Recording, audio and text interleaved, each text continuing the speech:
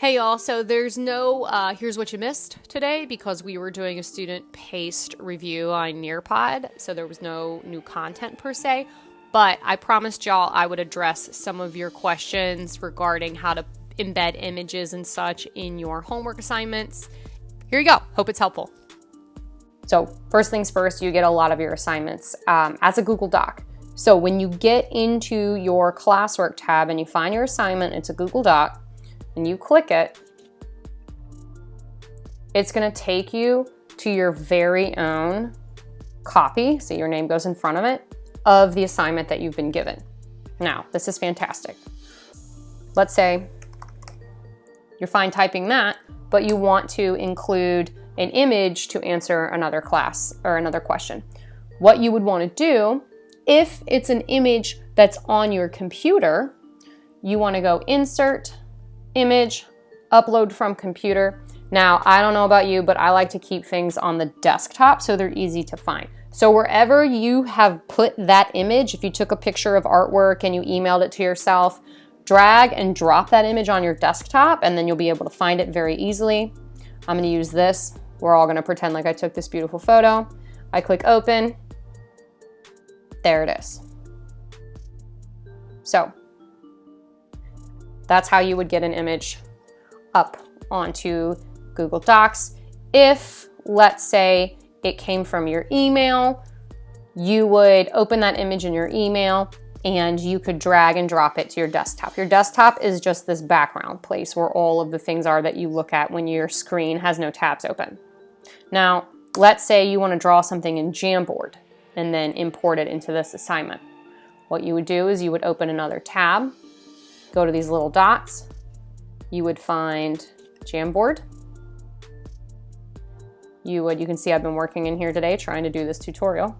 You would open Jamboard, maybe call it something new, shark. Okay, now let's say you want to draw it. Don't judge me, I'm like a horrible Jamboard person, but this kind of looks like shark. Well, kind of looks more like a happy whale, but you get the idea. Now, if I want to embed this image, ooh, there's some waves, into my assignment, what I would do is click these three dots, save the frame as an image. Now you'll see, bada boom, it's saved at the bottom of my Google Chrome bar. I would drag that and I would leave it right there on my desktop so I know where it is. I would go back, then I would go Insert, Image again, Upload from Computer, and then I would find that shark. I would put it there. Voila. Now let's say I finish. I go back to where the assignment is. All of the work I have done is on this. So let's get in there, take a look. My work is there. You all have probably made it to this tab before. I simply click Turn In. Voila. It's in there with all of the images. So on your teacher's end, when your teacher opens up that file, it'll have your name on it and we will see all of the work that you have done. If, let's say, you are presented with the opportunity to make a cool slideshow, same thing. Open that up.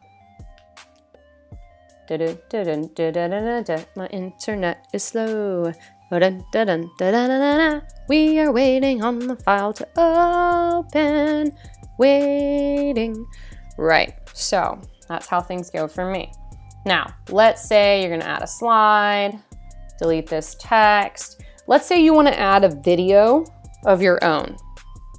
Well, everything that you add, when you try to add a video, you'll see you can add a YouTube link, or ignore the URL because that's a little bit more difficult unless you know how to do it. You see that you can click Drive. Your drive is your bucket. I have a lot of things here from my life that I have used. So how do you get something that you videotaped into a Google slide? Let me introduce you to all of that. I would open up a new tab, go over to these little circles, and find Drive. Drive is just like a digital bucket. Everything that you make lives here. So think of this as a bucket that you carry around. If you want something to be shared on your Google Slide, you first have to put it in your bucket, because Google Slide, Google Docs, all of these other Google interfaces, they all pull information and files from your bucket. So see this? This is the symbol for your bucket. So this is Ms. Hunker's bucket. She shot this video of your guys' response to the egg question, and she put it in her drive. I'm going to show you how I did that. In order to do that, I'm going to remove this copy. So how did I do that? I went New, File Upload, and because I put it on my desktop, it's easy for me to find it.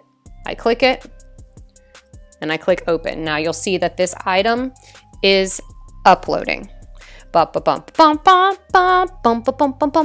wait for it to upload, and it's there. So after that piece, what I want to do is make sure that anybody that I share it with is going to be able to access it. So I'm just going to go ahead, see if I can find it in my drive. It should be called egg. All right, so I go here, I click share. Now all I'm going to do here is check this out. Now it says restricted. What I want to do is click change to anyone with a link. I can even click Bronx Arts and have it all viewable to Bronx Arts. That's an option in your school drive. Now, if I change this to viewer, that means the person can only view it. If I change it to commenter, somebody can comment on it. We'll leave it as viewer. That's fine. So we click done. That video is sitting in my bucket, ready to be seen by other people. I go back to Google Slides. I go insert video. I find my drive. I search egg. And if that comes up, that's fine. You can just click share. And we wait for it to load. Now my video is in a Google Slide. All good.